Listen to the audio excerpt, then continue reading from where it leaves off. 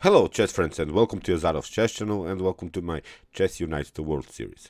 So what about the Chess Unites the World series? So in this series you can publish one of your own games, you can send me your questions about your problematic openings, you can ask me maybe about endgames, about some middle game strategy, and I'll try to answer your questions through videos and I hope I can help you out.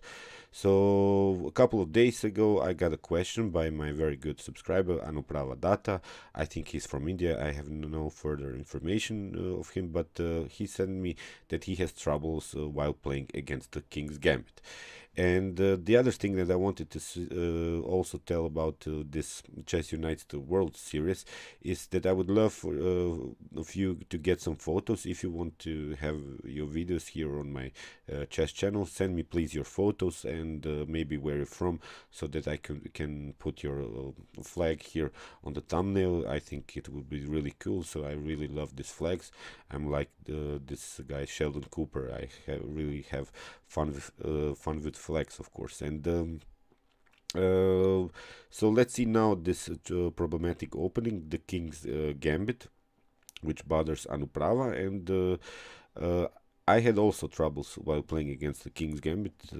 I admit it's really an aggressive line, and what I didn't like to play while playing against the King's Gambit, it gets too tactical. Some of these lines you simply have to know by heart, and I really searched for a good line against the King's Gambit, and I found this Falkbeer counter gambit. I think it's the best way for you to play against the King's Gambit. And let's see now here after e4 and e5, f4. I recommend you not to take immediately, to play this counter gambit with the move d5. This is the so-called Falkbeer counter gambit. And why is that so good? I think when we watch now in this early stage of the game, that white has a more endangered king than black. That's the main problem for white. He has already pushed the f pawn, and now he has already this dark square problems around the king. So that's why we can push here the move d5.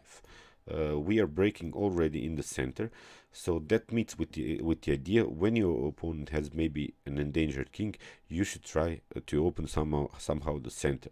So that's why I think this d5 move is the best move in order to get this game really active for black, because when you play against this standard King's Indian, I think white is all the time white is on the attack, and that was what was always bothering me, that white attacks, and I have to defend. With this counter gambit, you're attacking as black, and that's the good thing. So let's see now an instructive game that I wanted to show you. It was played by Kamran Shirazi against Dmitry Yakovenko. Here, Dmitry Yakovenko played also this Falkbeer counter gambit. So now we have e takes d5, and now e takes f4. So you see, we have already this pawn, which is now on the fourth rank. We have occupied the other half of the board of our opponent, and we can fix the position with the move bishop on d6. So this pawn on f4 will be really annoying here for white, and I hope you realize that white, as I said in the beginning, that white has a more endangered king here. So that's the main problem. The game gets tactical, and of course we want to have our king secured. So knight on f3 was played, which prevents here this annoying queen on h4 check here. So here bishop on d6, now we have d4, and now knight on e7. This knight on e7 is also a very good move, because we can put the knight on a very active square here on f5. So here c4 was played, and now very strong move c5. You see, if white takes here, maybe d takes c5, then you have bishop takes on c5, and this bishop will be really aiming here on the g1 square, and white's not able to castle. White cannot castle here anymore, and that's the main problem. As I said, in these tactical games, you want to have your king secured, and you'll see in this game that white will have really his troubles here. So here now b4, an aggressive attack here on the queen side. But now, of course, b6, we have b takes c5, b takes c5, and now d takes c5, bishop takes on c5. Now, although white has a very strong center here, but it's not a mobile pawn structure. You see, when you have this pawns in the center, you want to have them mobile, you want to push them forward. That's not possible because this bishop is now really strong. It has also an attacking function, and it has also a defensive function by blocking out this mobile pawns here. So here bishop on f4 was played, and now castling. You see, black is faster on the development. We have now the possibility to put our rook on the e file and create an attack on the king. Knight on c3, rook on e8, and now bishop on e2. And now comes this move, knight on f5, which is really strong. Now you see we can really put the knight here on a knowing square e3, and again there's no way for white to castle anymore. The king will stay in the center, and the king will stay in the center to the end of the game. So I hope you realize this Falkbeer counter gambit. It's really a strong idea against the king's gambit, and I tried myself to do it after I saw a couple of games, and I had really good success. And I hope Anuprava will also have his trouble solved with this video. So here queen on c2. Queen on f6, simply developing, putting the queen, of course, on a more active square here. Rook on d1, now knight on h4, knight takes on h4, and now queen takes on f4. So again, white will continue to have this dark square problems around the king. The king will stay in the center. Knight on f3, because we have already the threat here to play queen on f2. So now bishop on f5. We're simply continuing the attack. Queen on c1. Now very strong move, bishop on e3, attacking the queen, rook on d2. So you see, white is forced to give up here the rook for the exchange. Now knight on d7, with the preparation to put the knight, of course, on c5. Knight on d1, now rook on b8 was played, and now queen on c3. Knight on c5 with some tactical preparations to put the knight on d3.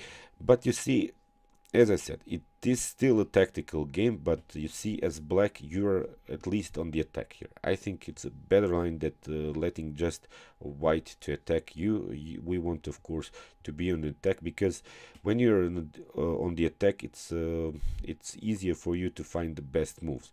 When you just have to defend, you see, you get all sweaty, you get all nervous, and you make then defensive mistakes. And I really love to be on the attack. I hope you feel the same, because chess is simply like that. Chess is also this psychological aspect, and it's really important. So rook on d4 was played, and now finally bishop takes on d4, queen takes on d4, and now black finds a very nice move. He plays bishop on d3. He's leaving his queen, but you see, white's not able here to take the queen on f4, because then you get rook on e2. King on f1 has to be played, and now we can bring here this rook on b8. b1, because white has now, of course, not the possibility to play check here. Now we have knight on e1, and then in the pardon me, then you can simply take with the rook here on d1, and if the queen goes here on b8, then we have the discovered check. So of course this will be a disaster here for white. So that's why after bishop on d3, knight on c3 was played, bishop takes on e2, queen takes on f4, and now knight on d3 would be continuation. So it was already a losing game. White simply resigned. So I hope, Anuprava, that you have realized this Falkbeer counter gambit. I think it's a really aggressive line against the king's gambit. It's, I think, the best line, and I hope I helped you out with this. Try it out, of course, when you have when you're playing against the King's Gambit. See some more games. Of course, I cannot explain you all of these tactical ideas, but I think from a strategical point of view, you see that White has had his troubles with his castling, and Black was really faster on the development, which is of course important in a chess game. So, as I said, send me more and more of this problematics opening that you have. I'll try to answer them, and please send me your pictures if you want to have um, your picture on the thumbnail of the video. I think it would be really nice. And meanwhile, you can also watch my other Chess Unites the World series. I had already created many videos for my subscribers. So, and you can also watch my best chess games of all the time, if you want to have good knowledge about the best chess games that have ever been played in chess history. And you can also subscribe to my channel. Thank you for watching, and Anuprava, have a good time. Chess is the best, of course.